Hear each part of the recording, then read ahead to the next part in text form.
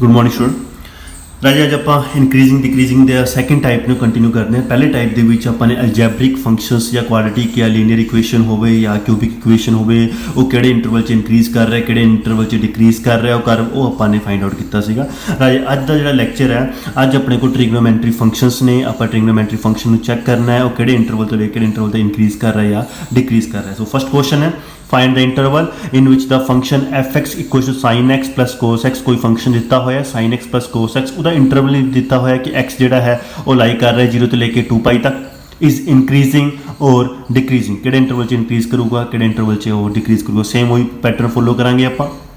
F x कि equal sign X plus cos x के derivative कि equal cos x minus sine x के for increasing डिक्रीजिंगली आप F derivative x कि equal रखते हैं 0 के इक्वल तो कोस एक्स इक्वल टू कि इक्वल आ गया साइन एक्स राइट। तो तुहानूं दस्सिया होया कि एक्स जोड़ा है कि लाई कर रहा है 0 तो लेके 2π मतलब 0 तो लेके 2π मतलब आ 4 क्वाड्रेंट्स के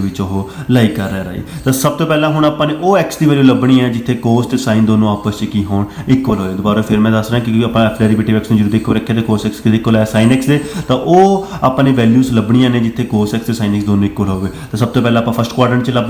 तो एट एक्स इक्वल टू π/4 तुहानूं पता π/4 कोस 45 तो साइन 45 तो दोनों ते वैल्यूज की होंदियां ने अपने को इक्वल होंदियां ने रही। तो एक क्रिटिकल पॉइंट आपां नूं आ मिल गया। सैकेंड क्वाड्रेंट च आपां देखते हैं सैकेंड क्वाड्रेंट च π - π/4 कर लिया मैं π - π/4 क्यों किया क्योंकि π/4 तो मैंने पता 45 बनता तो सैकेंड क्वाड्रेंट जो π - π/4 करेंगे सैकेंड क्वाड्रेंट बनूगा तो π - π/4 करें 3π/4 आ गया। फिर मैं कोस 3π/4 सोल्व किया साइन 3π/4 सोल्व किया कोस 3π/4 मतलब कोस 135 बनया इसकी वैल्यू कड्डी ये -1/√2 आया साइन 3π/4 की वैल्यू कड्डी इसकी वैल्यू 1/√2 तुहानूं वैल्यू कड्डनी आती है 135 में आप किमें तोड़ सकते 90 + 45 आज 90 होंगे कोस में आप किस लिख सकते हैं साइन ठीक है। तो अपने 90 + 45 सैकेंड क्वाड्रेंट तो कोस सैकेंड क्वाड्रेंट की होंगे नैगेटिव। तो उसी तरह सिमिलरली साइन 90 + 45 90 तो नाम चेंज होगा साइन की बन जाओ कोस तो कि 90 + 45 सैकेंड क्वाड्रेंट तो कोस सैकेंड क्वाड्रेंट की होंगे साइन सैकेंड क्वाड्रेंट की होंगे पॉजिटिव। तो दोनों इक्वल नहीं आ रहे इसका मतलब सैकेंड क्वाड्रेंट के पॉइंट आप नहीं ले सकते।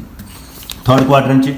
क्वाड्रेंट एक्स की इक्वल π + π/4 कर लिया राइट। जो π + π/4 किया तो 5π/4 बनया कोस 5π/4 मतलब कोस 225 इन्हें सॉल्व किया इसकी वैल्यूज कड्डी रही। तुहानूं पता 180 से नेम चेंज नहीं होता 180 प्लस कुछ करांगे तो थर्ड क्वाड्रेंट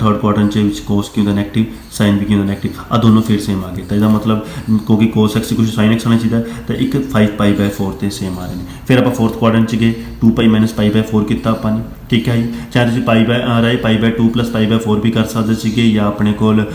3π/2 + π/4 भी कर सकते थोड़ी मर्जी 2π - π/4 किया 7π/4 बनया इन्हू सॉल्व किया मैं इन्हों की वैल्यूज आ गई अपने को आह दो वैल्यूज आ गई। तो आप देख रहे हैं उरे भी इक्वल नहीं आ रहा तो जी पूरे क्वाड्रेंट के बस 2 पॉइंट तो इक्वल है एक π/4 तो एक 5π/4 इसका मतलब एक क्रिटिकल पॉइंट हो गए। तो तुम्हें पता है कि आपने लाइन सिस्टम रिप्रेजेंट कर -∞ तो इन्फिनिटी नहीं लेना और इंटरवल से 0 तो लेके 2π अपने को π/4 है ये अपने को नेक्स्ट 5π/4 है। तो π/4 मतलब 45 तो पहले टेस्टिंग पॉइंट लिता 30 π/4 तो 5π/4 तो टेस्टिंग पॉइंट लिता π 5π/4 तो 2π टेस्टिंग पॉइंट लिता 270। फिर ये सारी वैल्यूज π/6 मतलब 30 180 तो 270 वैल्यू पुट की उसके अकॉर्डिंग पॉजिटिव नैगेटिव कढ़िया तो जितने पॉजिटिव आ रहा है वो इनक्रीज कर रहे इंटरवल जितने नैगेटिव आ रहा वो डिक्रीज कर रहे इंटरवल वही सेम पैटर्न जो है मैं फॉलो किया। नैक्सट अपने को सम इसी तरह find the interval F x दिता है 4 sin x - 2x -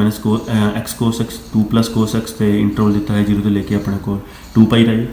F derivative x आ सिंगल डेरीवेटिव किया वही सेम पहले सिंगल डेरीवेटिव क्वेश्चन टू लगूगा डिनोमिनेटर स्केयर डिनोमिनेटर उसी derivative numerator minus numerator derivative denominator और क्वेश्चन टू तुम ला सकते हो एंड आ बन जाऊगा। फॉर इंक्रीजिंग डिक्रीजिंग आ चीज़ की रखा 0 ये 3 चीज़ा नहीं रही तो 4 - cos x + 2 cos x की स्केयर ये हमेशा 0 तो बड़ा होगा कोई कोस की वैल्यू -1 तो लेकर 1 तक लाई कर दे करके आ 4 और बड़ा ये पॉजिटिव रहना आ नीचे जोड़ी मर्जी वैल्यू पुट कर दो नैगेटिव स्केयर वो स्केयर बन के क्यों होगा फिर पॉजिटिव डिवाइड करोगे तो 0 तो वैल्यू वड्डी आऊगी। इसका मतलब ये दोनों 0 की वैल्यू दोनों 0 तो वड्डे इसका मतलब ये फंक्शन जो 0 होगा ओनली कि करके होगा जो कोस 0 होगा तो कोस इस करके कोस एक्स में कि रख लिया 0 इंटरवल 0 तो 2π सीगा। फिर आप चेक किया कि कोस एक्स 0 कि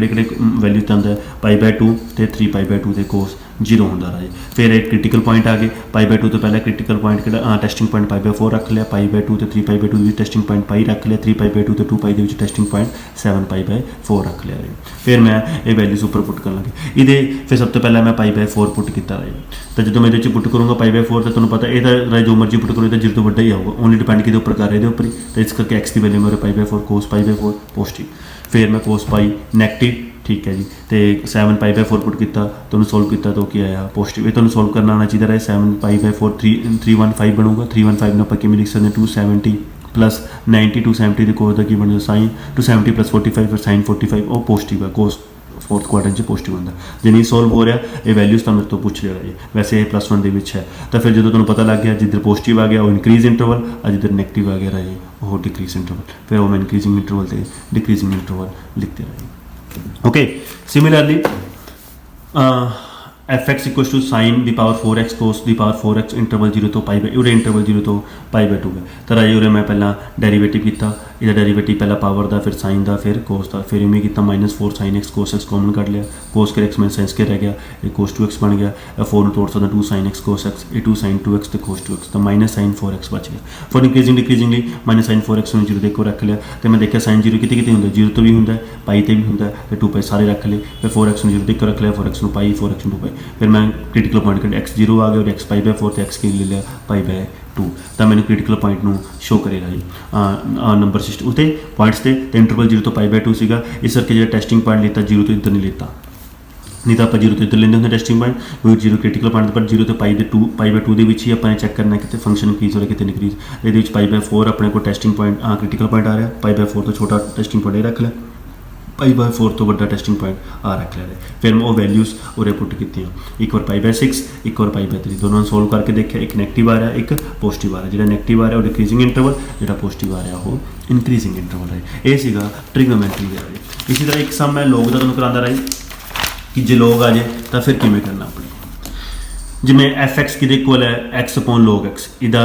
डेरीवेटिव करो log x -1 upon log x दी स्केयर उहदे राजे इहदे विच आपां फॉर इंक्रीजिंगली आपां आ लांगे f derivative x greater than 0 राजे, ठीक है जी। आ पैटर्न फॉलो करांगे, तो जो इंक्रीजिंग होगा f derivative x greater than 0, जो डिक्रीजिंग है लेस दैन 0, डिक्रीजिंग इंक्रीजिंगली अपन ने किया log x -1 upon log x दी स्केयर, log x स्केयर जो है हमेशा 0 तो बड़ा होगा, क्योंकि किसी स्केयर आ गया तो हमेशा 0 तो बड़ा होगा, ठीक है। तो x नॉट इक्वल टू 1 रहेगा, तो इसका मतलब जो 0 इक्वल है तो ओनली किहड़ा होगा log x -1, तो log x -1 ग्रेटर दैन 0 रख लिया, ये 1 उधर चला गया, तो log x greater then 1, log जो उधर जाता e की पावर बन जाता, तो x की पावर की बन गया e की पावर 1। तो सोल्यूशन सैट तुहानूं लिखना आंदा है, लीनियर इक्वेशन पढ़िया से x ग्रेटर दैन कोई वैल्यू होवे तो की लेंदे उत्थों दी आपां इनफिनिटी तक जाते हैं, तो e तो इनफिनिटी हो गया। फॉर डिक्रीजिंगली फॉर वही सेम f डेरीवेटिव x में लेस दैन 0 रखांगे, आ log x 0 इक्वल नहीं हो सकता, log x -1 लेस दैन 0 रख लिया, ये उधर चला गया x की पावर e1। तो डिक्रीजिंगली राजे जो आप इंटरवल लिखते होंगे सीगे उत्थे याद होना